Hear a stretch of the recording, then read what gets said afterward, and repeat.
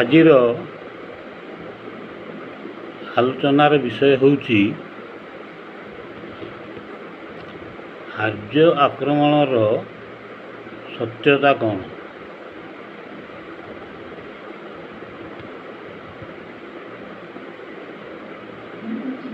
ଏ ବିଷୟରେ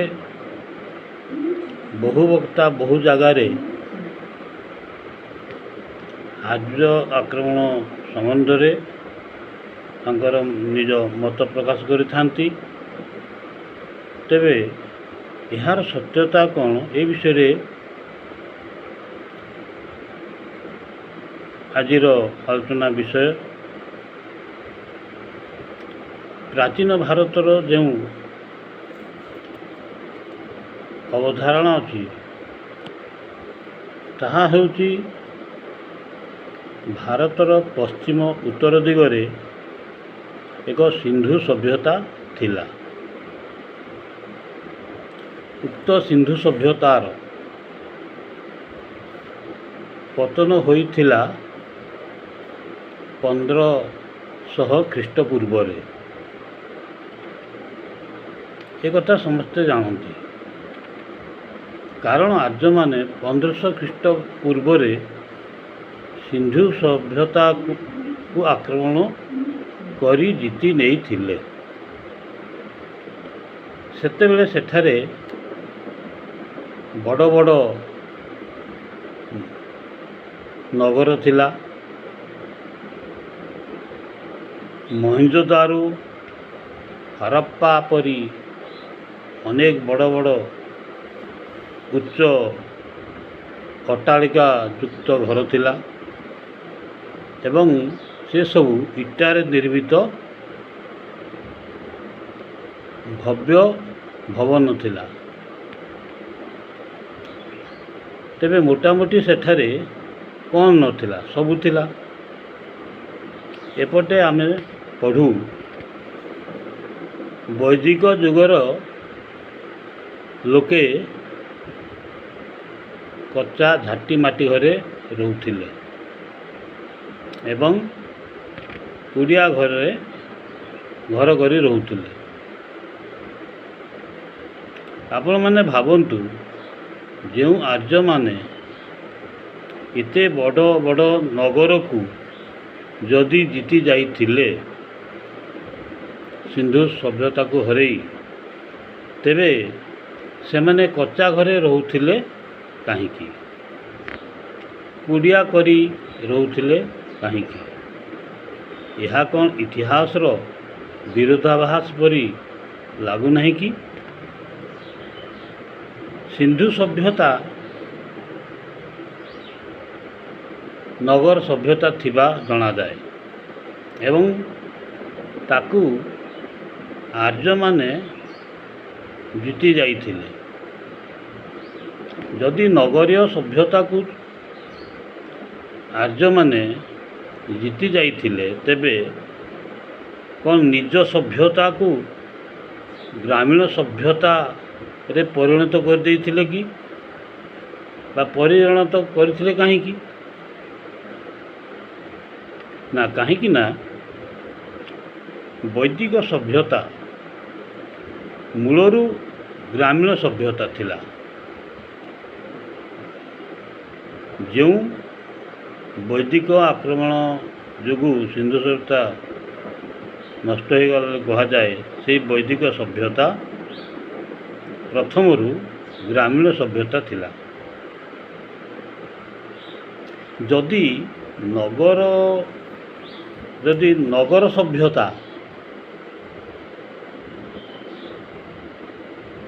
ବା ସିନ୍ଧୁ ସଭ୍ୟତାକୁ ସେମାନେ ଜିତି ଯାଇଥିଲେ, ତେବେ ସେହି ଘରେ ନିଶ୍ଚିତ ରହିଥାନ୍ତେ। ଏତେ ବଡ଼ ବଡ଼ ଅଟ୍ଟାଳିକାକୁ କିଏ ବା କାହିଁକି ଛାଡ଼ିବ?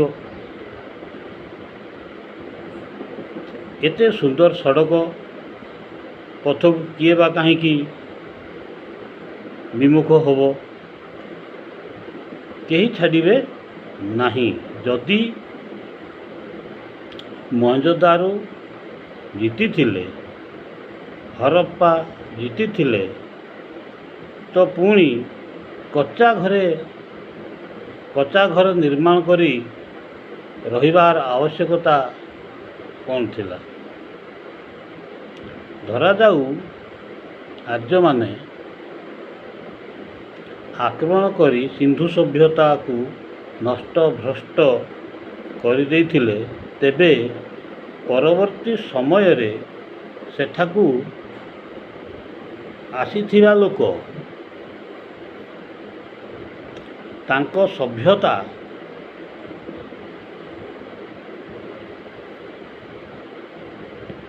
ବା ଆର୍ଯ୍ୟ ସଭ୍ୟତା ଯାହାକୁ କୁହାଯାଉଛି, ଆର୍ଯ୍ୟ ସଭ୍ୟତା ତ ନିଶ୍ଚିତ ମିଳିଥାନ୍ତା। ତାଙ୍କର ସଂସ୍କୃତି ମିଳିବ ନା ନାହିଁ? ସେଠାରେ ଯେଉଁ ସଭ୍ୟତାକୁ ହଟେଇ ନୂଆ ସଭ୍ୟତାଟା ଆସି ସେଠାରେ ରହିଲା, ସେଠାରେ ତ ଯେଉଁମାନେ ରହିଲେ ତାଙ୍କର ତ କିଛି ଅବଶେଷ ମିଳିଥାନ୍ତା। ତେବେ କ'ଣ ମହେଞ୍ଜୋଦାରୋ ହରପ୍ପା ଉପର ସ୍ତରରେ ଆର୍ଯ୍ୟଙ୍କର ବସତି ଅବଶେଷ ମିଳିଛି କି ଏପର୍ଯ୍ୟନ୍ତ? ସେ ସବୁ ସ୍ଥାନରେ ଯେବେ ଖନନ କରାଗଲା ବିଭିନ୍ନ ସମୟରେ ମହେଞ୍ଜୋଦାରୋ ଏବଂ ହରପ୍ପାରୁ ତ ନିଶ୍ଚିତ ଭାବେ ଆର୍ଯ୍ୟଙ୍କର କୌଣସି ବ୍ୟବହୃତ ଜିନିଷ ମିଳିଥାନ୍ତା। ଅବଶେଷ ତାଙ୍କର କିଛି ନା କିଛି ମିଳିଥାନ୍ତା। କିଛି ମିଳିନାହିଁ ଏପର୍ଯ୍ୟନ୍ତ। ଏହାର ଅର୍ଥ ସିନ୍ଧୁ ସଭ୍ୟତାକୁ କେହି ଜିତି ନାହାନ୍ତି। ଏଥିରୁ ସ୍ପଷ୍ଟ ଜଣାଯାଉଛି ଯେ ସିନ୍ଧୁ ସଭ୍ୟତାକୁ କେହି ଜିତି ନାହାନ୍ତି। ସିନ୍ଧୁ ସଭ୍ୟତା ଖୁବ୍ ଉନ୍ନତ ସଭ୍ୟତା ଥିଲା, ଏକଥା ସମସ୍ତେ ଜାଣନ୍ତି। ଧରାଯାଉ ସିନ୍ଧୁ ସଭ୍ୟତା ମାଟିରେ ମିଳି ଯାଇଥିଲା, କିଛି ବି ରହିନଥିଲା ଧରନ୍ତୁ, ତେବେ କୁହନ୍ତୁ ଇରାନର ଯେଉଁ ହକାମାନି ସାମ୍ରାଜ୍ୟ, ଇରାନର ହକାମାନି ଗୋଟେ ଜାଗା ଅଛି, ତାର ସେଠାରେ ଗୋଟେ ବିରାଟ ସାମ୍ରାଜ୍ୟ ଥିଲା। ସେ ହକାମାନି ସାମ୍ରାଜ୍ୟ ବା ପଶ୍ଚିମ ଏସିଆର ପ୍ରାଚୀନ ଇରାନୀ ସାମ୍ରାଜ୍ୟ କୁହାଯାଏ। ତାହା ତାର ଗୋଟିଏ ସୀମା, ସେହି ସାମ୍ରାଜ୍ୟର ଗୋଟିଏ ସୀମା ସିନ୍ଧୁ ଓ ପଞ୍ଜାବ ପର୍ଯ୍ୟନ୍ତ ଥିଲା ଏବଂ ହକାମାନି ସାମ୍ରାଜ୍ୟକୁ ସିନ୍ଧୁ ଓ ପଞ୍ଜାବ ପ୍ରାନ୍ତରୁ, ସିନ୍ଧୁ ଆଉ ପଞ୍ଜାବ ଅଞ୍ଚଳରୁ କେବଳ ଏହି ଅଞ୍ଚଳରୁ, ଗୋଟିଏ ଅଞ୍ଚଳରୁ ବାର୍ଷିକ ସୁନା ଯାଉଥିଲା 360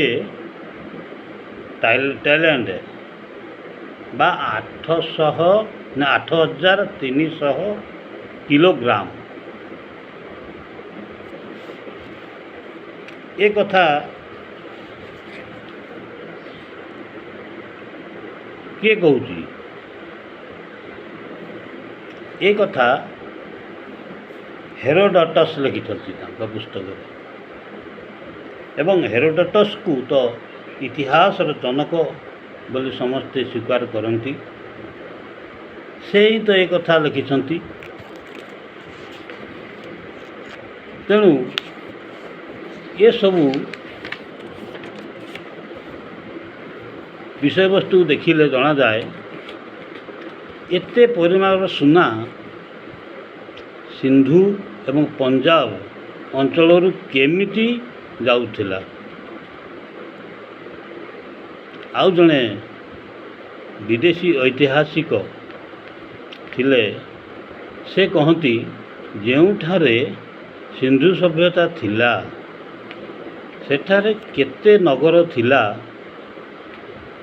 ସିକନ୍ଦରଙ୍କ ସମୟରେ ତାର ହିସାବ ସେ ଦେଇଛନ୍ତି। ଝେଲମ ଓ ଚେନାବ ନଦୀର ମଧ୍ୟସ୍ଥଳରେ 300 ନଗର ଥିବା ଜଣାଯାଏ, ସେ ଲେଖିଛନ୍ତି। ଏବଂ ଝେଲମ ଓ ବ୍ୟାସ ନଦୀ ମଧ୍ୟାଞ୍ଚଳରେ 500 ନଗର ଥିଲା। ମାତ୍ର ଏଇ ଟିକକ ଅଞ୍ଚଳରେ 5-800 ନଗର ଥିବା ସେ ପ୍ରକାଶ କରିଛନ୍ତି। ତେବେ ଆପଣ କୁହନ୍ତୁ, ଆପଣ କ'ଣ କହୁଛନ୍ତି? ତାହେଲେ ଇଣ୍ଡସ୍ ଭ୍ୟାଲି ବିଲୁପ୍ତ ହୋଇଯାଇଥିଲା,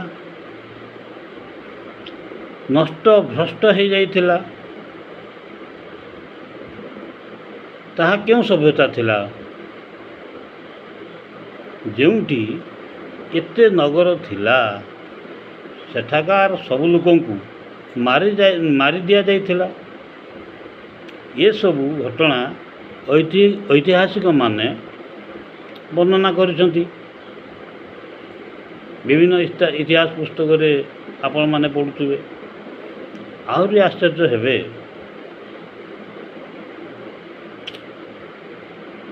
ଯେ ଯେଉଁ ହକାମନୀ ସାମ୍ରାଜ୍ୟ ଥିଲା ତାହା ଖୁବ୍ ବିରାଟ ଥିଲା, ଅର୍ଥାତ୍ ଗ୍ରୀକ୍ ପରି ବିରାଟ ଥିଲା। ଗ୍ରୀକ୍ ପର୍ଯ୍ୟନ୍ତ ବ୍ୟାପ୍ତ ଥିଲା।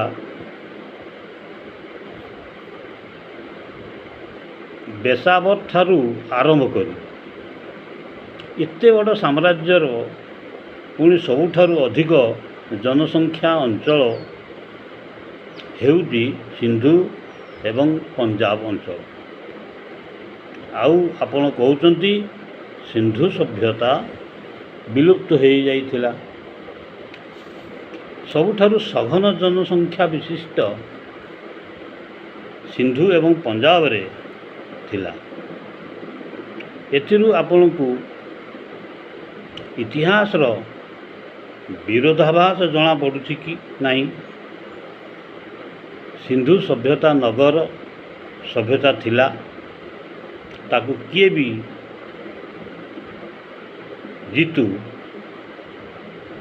ବି ଜିତୁ ତାକୁ କ'ଣ ଗ୍ରାମୀଣ କରିଦେବେ ସେମାନେ, ବିଜେତାମାନେ? ଏ ଘଟଣା ଆପଣଙ୍କୁ ଓଲଟା ଜଣାପଡ଼ୁନାହିଁ କି? ଆମେ ଜାଣୁ ସିନ୍ଧୁ ସଭ୍ୟତାର ଆମର ଯେଉଁ ଲେଖନ କଳା ଖୁବ୍ ଉନ୍ନତ ଥିବା କଥା ସମସ୍ତେ ଜାଣନ୍ତି।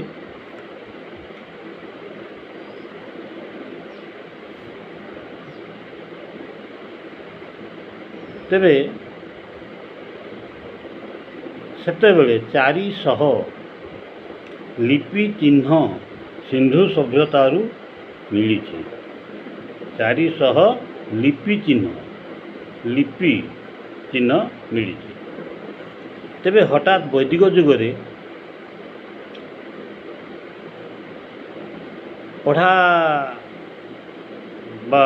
ପଢ଼େଇବା ଆରମ୍ଭ ହେଉଛି କ'ଣ?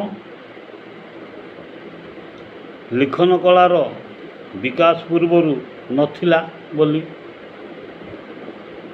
ଏବଂ ଲୋକେ ସବୁ ଶୁଣି ମୌଖିକ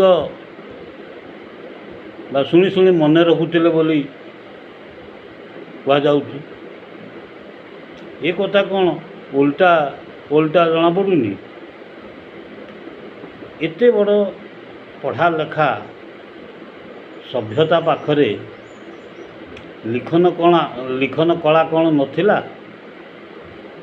ସିନ୍ଧୁ ସଭ୍ୟତା ବ୍ୟବସାୟୀମୂଳକ ସଭ୍ୟତା ବି ଥିଲା ଏବଂ ଉଚ୍ଚକୋଟୀର ବ୍ୟବସାୟ ଥିଲା। ସେତେବେଳେ 1500 ଖ୍ରୀଷ୍ଟପୂର୍ବରେ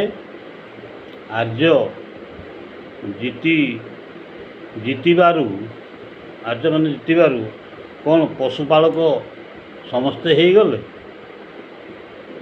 ଉଚ୍ଚକୋଟୀର ଘର ଯେଉଁ ଉଚ୍ଚକୋଟୀର ଘରେ ରହୁଥିବା ଲୋକଗଣ ହଠାତ୍ ଗାଈ ମଇଁଷି ମେଣ୍ଢା ଚରାଳି ହେଇଯିବେ? ଏପରି ଇତିହାସ ଜ୍ଞାନ କ'ଣ ଓଲଟା ଲାଗୁନିଏ? 1500 ଖ୍ରୀଷ୍ଟ ପୂର୍ବରେ ସିନ୍ଧୁ ସଭ୍ୟତା ପତନ ହେଇଗଲା। ଠିକ୍ ଅଛି, ଏ କଥା ପିଲାଙ୍କୁ ପଢ଼ାଯାଉଛି। ବହୁ ସାମ୍ରାଜ୍ୟ ପତନ ହୋଇଥିବା ପଢ଼ିଥିବେ ମଧ୍ୟ ଆପଣ। ମାତ୍ର ବୈଦିକ ଯୁଗର ପତନ କେବେ ହେଲା, କେଉଁଠି ଆପଣମାନେ କେହି ପଢ଼ିଛନ୍ତି କି? ବୈଦିକ ସଭ୍ୟତା କେବେ ତାର ପତନଶାଳୀ ହେଇଛି?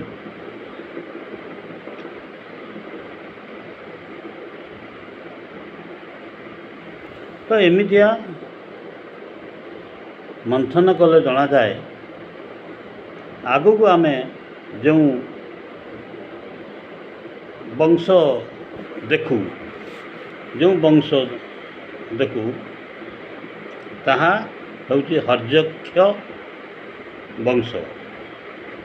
ଏହି ହର୍ଯକ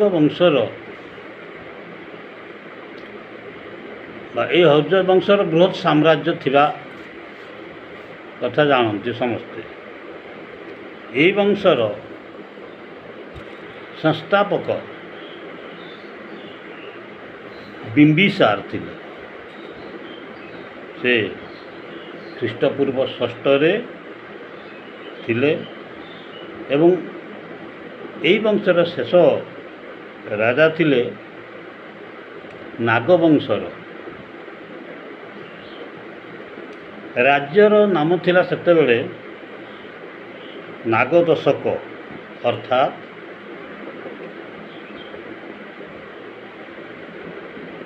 ନାଗ ଡାଇନେସିଟି।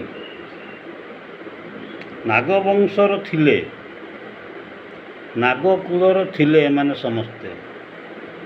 ହର୍ଯକ ବଂଶର ପତନ ପରେ ପୁଣି କିଏ ଆସିଲେ? କେହି ନା କେହି ଆସିଥିବେ ନା। ଶିଶୁନାଗ ବଂଶ ଆସିଲେ। ତାପରେ ହର୍ଯକ ବଂଶ ପରେ ଶିଶୁନାଗ ବଂଶ। ଏହି ନାଗରେ ତ ନାଗ ଶବ୍ଦ ଲାଗି ରହିଛି। ଯଦି ଆର୍ଯ୍ୟମାନେ ସିନ୍ଧୁ ସଭ୍ୟତାକୁ ଅଧିକାର କରି ନେଇଥିଲେ ଏବଂ ତାଙ୍କଠାରୁ ନାଗବଂଶୀ ଯେବେ ଛଡ଼େଇ ନେଲେ, ତାର ଇତିହାସ କୁଆଡ଼େ ଗଲା? ଏହାଙ୍କ ମଧ୍ୟରେ ଯେଉଁ ଯୁଦ୍ଧ ହୋଇଥିଲା, ଯାହାଫଳରେ ନାଗ ବଂଶର ଅବସାନ ଘଟିଲା, ଏହାପରେ ନନ୍ଦବଂଶ, ମୌର୍ଯ୍ୟ ବଂଶ ଆସିଲେ। ତେବେ ଏହି ଯେଉଁ ବିଦେଶୀ ଲୋକ ଥିଲେ, ସେମାନେ କୁଆଡ଼େ ଗଲେ? ସେମାନଙ୍କର ଇତିହାସ କାହିଁ? ନାହିଁ।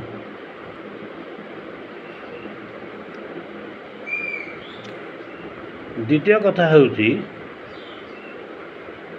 ମହେଞ୍ଜୋଦାରୋ ଯଦି ନଷ୍ଟ ହୋଇଯାଇଥିଲା,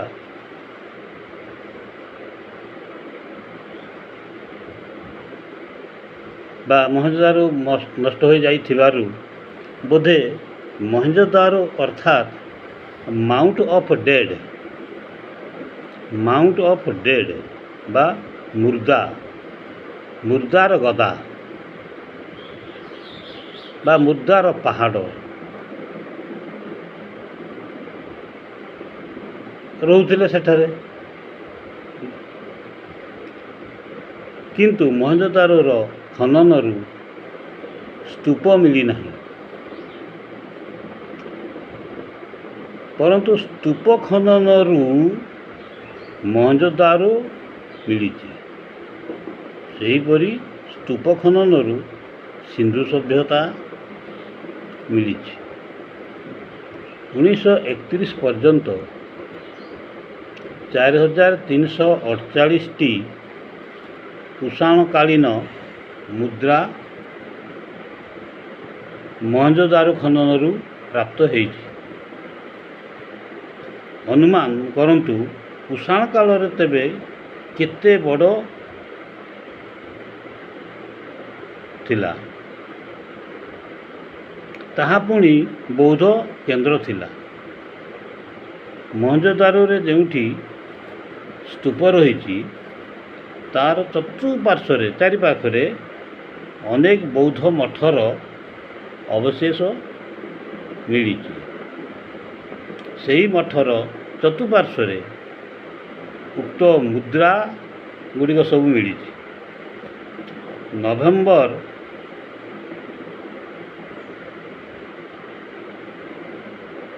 2023ରେ ଗତ ନଭେମ୍ବର 2023ରେ ପୁଣି ଖଣ୍ଡେ ମୁଦ୍ରା ମିଳିଛି।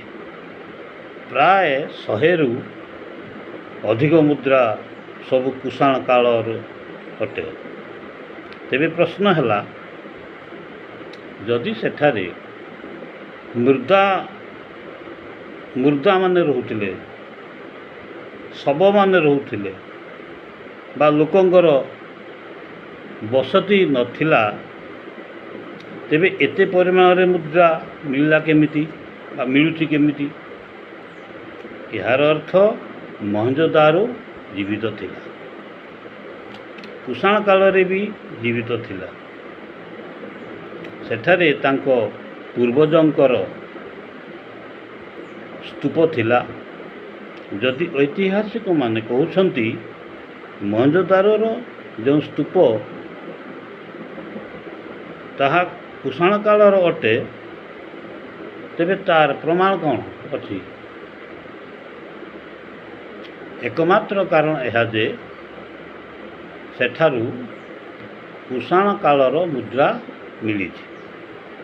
କିନ୍ତୁ କୁଷାଣ କାଳର ମୁଦ୍ରା ଦ୍ୱାରା ମହେଞ୍ଜୋଦାରୋର ଯେଉଁ ସ୍ତୂପ ରହିଛି ତା ସହିତ କୌଣସି ସମ୍ବନ୍ଧ ନାହିଁ। କାରଣ ମହେଞ୍ଜୋଦାରୋର ସ୍ତୂପ ତାର ଯେଉଁ ଇଟା, ସେଥିରେ ଯେଉଁ ନିର୍ମାଣ ବସ୍ତୁ ଲାଗିଛି, ସେଥିରୁ ଯେଉଁ ଅବଶେଷ ମିଳିଛି ସେସବୁ ସିନ୍ଧୁ ସଭ୍ୟତା ବା ଇଣ୍ଡସ୍ ସିଭିଲାଇଜେସନର ସମକାଳୀନ ଅଟେ।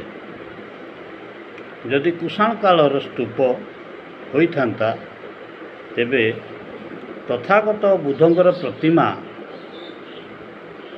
ନିଶ୍ଚିତ ଭାବେ ରହିଥାନ୍ତା। ପ୍ରତିମା ତ ମୋଟ ଉପରେ ନାହିଁ, ଯଦିଓ କୁଷାଣ କାଳର ସେହି ସ୍ତୂପ ହୋଇଥାନ୍ତା, ତେବେ ମହେଞ୍ଜୋଦାରୋର ଗଳିକନ୍ଦିରେ ବୁଦ୍ଧଙ୍କର ମୂର୍ତ୍ତି ମିଳିଥାନ୍ତା। ଏଥିରୁ ବୁଝାପଡ଼ୁଛି ଆର୍ଯ୍ୟ ଆକ୍ରମଣର ସତ୍ୟତା କ'ଣ? ଆର୍ଯ୍ୟମାନେ ଆକ୍ରମଣ କରିଥିଲେ କି ନାହିଁ? ପାଠକେ ପ୍ରଥମେ ପଢ଼ନ୍ତୁ, ଜାଣନ୍ତୁ, ଠିକ୍ ଭୁଲ କ'ଣ ବିଚାର କରନ୍ତୁ।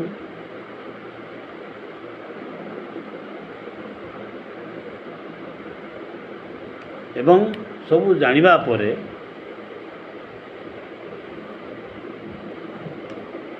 ମାନନ୍ତୁ ବା ଯୁକ୍ତି କରନ୍ତୁ। ପ୍ରକୃତରେ 1500 ଖ୍ରୀଷ୍ଟପୂର୍ବରେ ଆର୍ଯ୍ୟମାନେ ସିନ୍ଧୁ ସଭ୍ୟତା ଉପରେ ଆକ୍ରମଣ କରିଥିଲେ ନା ନାହିଁ, ନା ଏହା କପୋଳ କଳ୍ପିତ? ଧନ୍ୟବାଦ।